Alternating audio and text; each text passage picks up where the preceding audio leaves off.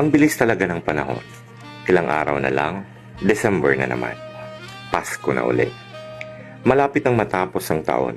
Panibagong yugto na naman ang kakaharapin. Pero bago yan,